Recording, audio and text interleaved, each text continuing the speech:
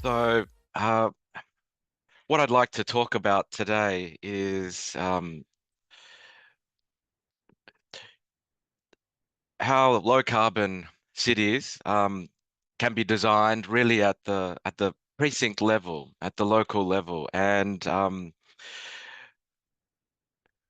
Ova was speaking about the different scopes, scope 1, scope 2, scope 3, and it's at the precinct level which you can cut across all those different scopes and integrate them in projects. So I think hopefully it's useful, and hopefully it stimulates some discussion. So it's not so long, I hope, and we can have a good discussion at the end of it. And I've got some questions that I hope we can share thoughts around. So firstly, to begin, I'm working across a number of disciplines, so it's great to talk to the interdisciplinary engineering organization that you're all part of, and which is hosting this event. And one of my hats is as a landscape architect, also as an urban designer, and then also as an archaeologist. And so as a landscape architect, I'm part of the Institute of Landscape Architects, and this organization has put together a series of climate positive policies or guidelines. And so climate positive is another one of those phrases that you were listing, Professor Over. And you can download these documents. And, as we heard right right at the beginning, these you can't do it alone, right? So you have to work across different scales, and so each of these documents is for different scales of action, you can say. So you have the individual, what can I do? And then you have the organization that you're part of, and then you also have the society that you're participating in too, the professional society. So this last volume 3 talks about the roadmap to delivering climate positive design for landscape architects in general. So I think it's a great set of documents. I encourage you to take a look. And I'm not sure if there's a similar initiative in Indonesia for planners and urban designers or landscape architects and architects, but this is what we're doing in Australia. So I'd like to start off the talk today about low emission zones and zero emission zones. So these are being set up around the world, and their intent is to improve air quality, but also dramatically reduce carbon by limiting high emission vehicles and only admitting clean vehicles. But the other side, so we can see here, London's put a low emission zone into effect, and it's continually expanding it. And also Oxford, you can see that other photo down below the map. That's of Oxford. So that's a smaller one proposed for the wonderful university town. And, London's doing it. France, all around the country is implementing these zero emission zones, and including Paris as well, the capital. And Paris is interesting also because it's implementing these zero emission precincts as well. And so they're implementing legislation to support it, and to support the various cities for implementing it too. So uh, cities are one of the best scales to implement low carbon policies, but they do need support from the national level too, and also national organizations and professional institutes. So here you can see these are a list of the C40 countries, and Jakarta's a C40 city too. A list of the C40 cities who are implementing zero emission zones or are planning to do it. So you can see there's a concentration of them in Europe, and I'm going to be talking about Europe later in my talk. One of the reasons I'll be visiting again next year, so I'm getting excited about that and visiting a lot of these places then, and hopefully maybe I'll be able to give another presentation after I've touched down and revisited them and see what's happening there. But not just in Europe, it's also in you see South Asia, in India, and there's a trio in China too, including Shenzhen, the dynamic new city in China. So removing mechanized transport or just limiting transport to clean electric vehicles is fantastic, so important, but it's not enough.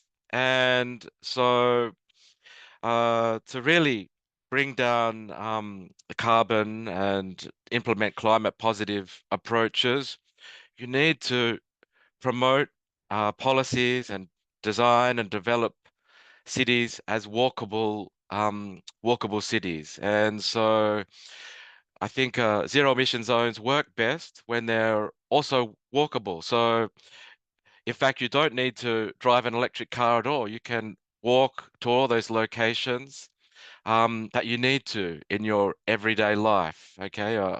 Work and home and all those places in between as well. So here you can see, here's one proposal, including affordable housing over in California, in Santa Monica, which is also implementing the low emission zones. So one of the leading figures when it comes to low carbon cities and low carbon urban design is Harrison Fraker. And so I gave a nod to him in my title page. And he's a real innovator when it comes to thinking about how do we transform our communities and our city precincts um, to be climate positive. And this book, you can see the cover here, features four trailblazing cities, all in Europe. And so these are really the forerunners of low carbon design, low carbon urban design. And I'm going to be talking about one of them in particular. And he, Professor Fraker's approach is that, he advocates for them to be energy efficient, using renewable energy supplies from wind, solar photovoltaics, and also capturing energy from waste streams. But also, um, they should be designed in a way which reduces the need for energy to begin with. Okay, so where we're using our bodies and walking around, and where the various programs and facilities are designed in an integrated way in a mixed-use neighborhood. So, that kind of passive design, that's real intelligence there, where we limit the need for these um, mechanized power sources completely. And then I've mentioned there the phrase eco block as well. And I think I spoke about that last time I was in Jakarta earlier this year. I'm not going to speak so much about it in this short talk. So, you know, you might say, oh, well, this is all very well. Europe is a leader in low carbon cities, but, Jakarta has great challenges, much greater challenges than, say, some of the cities in Sweden or in Norway that Harrison Frake is talking about. Jakarta's a mega city, but within its DNA, Jakarta has a lot of great urban design elements that are, I think, the recipe for low carbon cities. And so I think to really value those elements and to think intelligently about how they can be prioritized and enhanced is important. And often walkable neighborhoods are dismissed for glossy, high tech visions. And so I think we need to be wary of that. And uh, places like Sweden and Norway, which I'm focusing on, have really, rather than promoting high-rise districts and mechanized transport, rather than focusing solely on that, they've also celebrated and implemented a modernized version of their traditional community neighborhoods as well. So that's what this figure's about.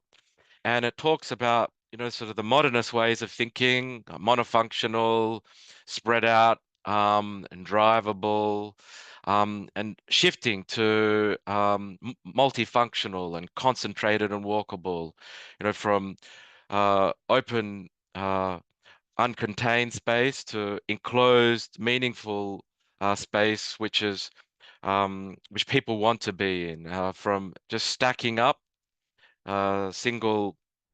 single functions to really layering of different programs and functions in cities, so that we have all the conveniences and the facilities that we need at our fingertips, and just a few steps away.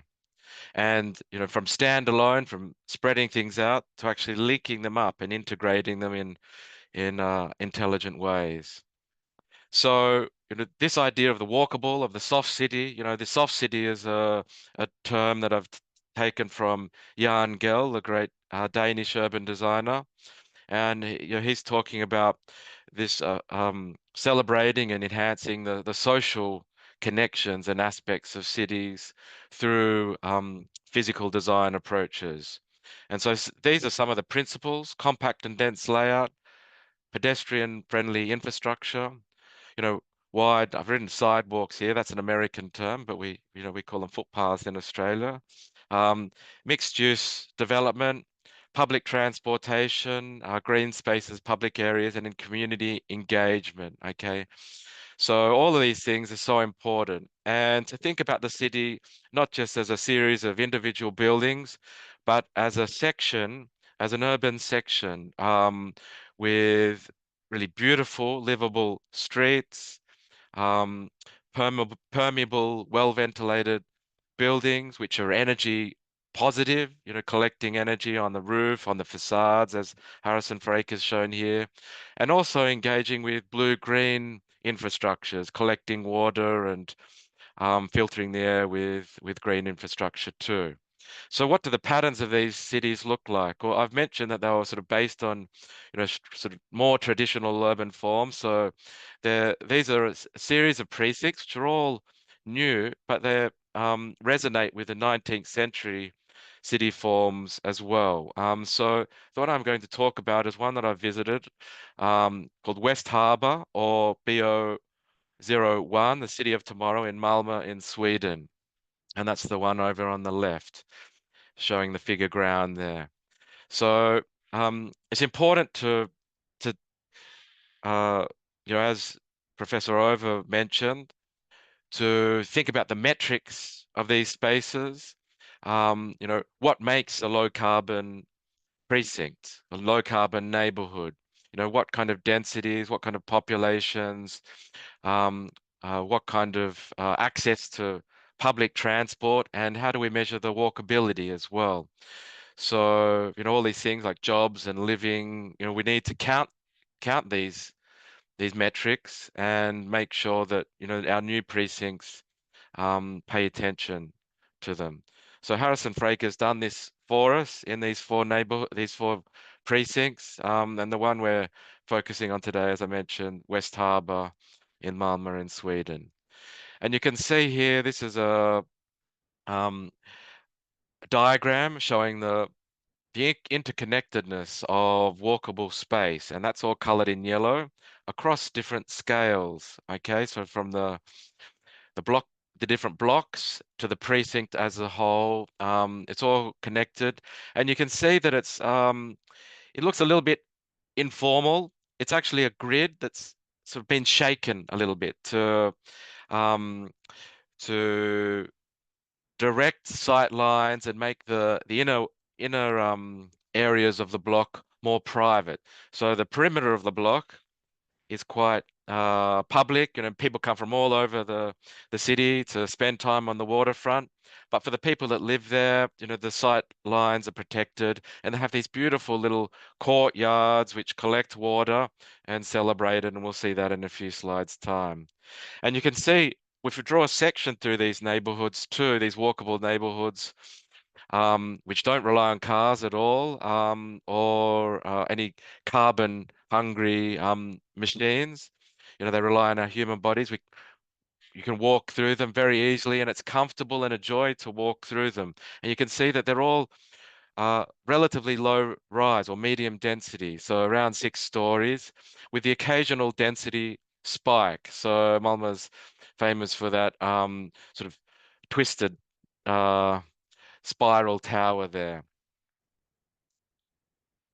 And here you can see the public waterfront that I spoke about. So it's a real joy to go and sunbake in the summer.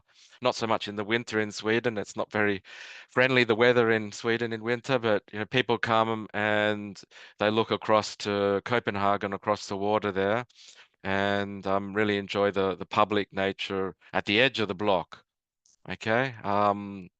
And so here you can see the blocks with good solar access, good cross ventilation, and well designed, and not high rise, a comfortable human scale of 4 or 5 stories. Here you can see the urban context of West Harbour.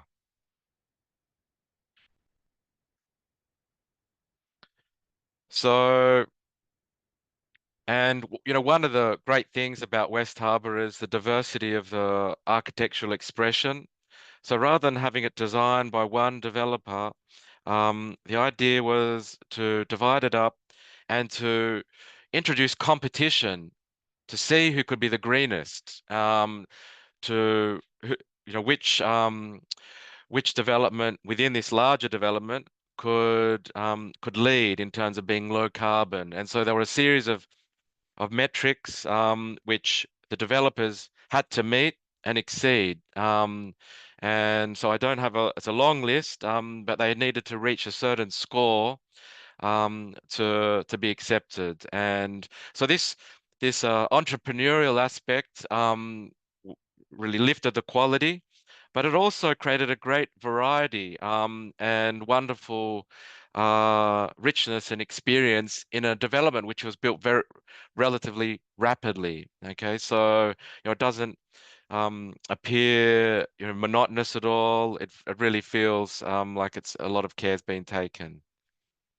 So in the courtyards, you can see that they come down in scale, and here you can see that they collect water and celebrate. It's a very sort of wet part of the city, and the water is not just drained away, but it's celebrated here, and the public spaces are designed to accommodate the flood waters and the rains as well, and used to nurture and to support gardens, green infrastructure. And so there's real care taken in the public domain that's evident. And these spaces are more private, and they encourage people to walk. So it's one thing to get the scale right, to bring everything close together, and to get I guess the geometric metrics are working, but then the place has to feel good as well. Okay, so I think that's really a great achievement of West Harbour, this wonderful low carbon neighborhood.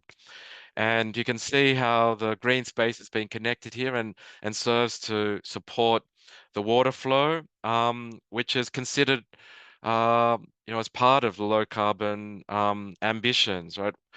Dealing with water and pumping it uh, takes a lot of energy, right? So we need to think of in an interconnected, systems-based way to resolve the climate catastrophe which we're in. So, I think this thinking across systems is essential.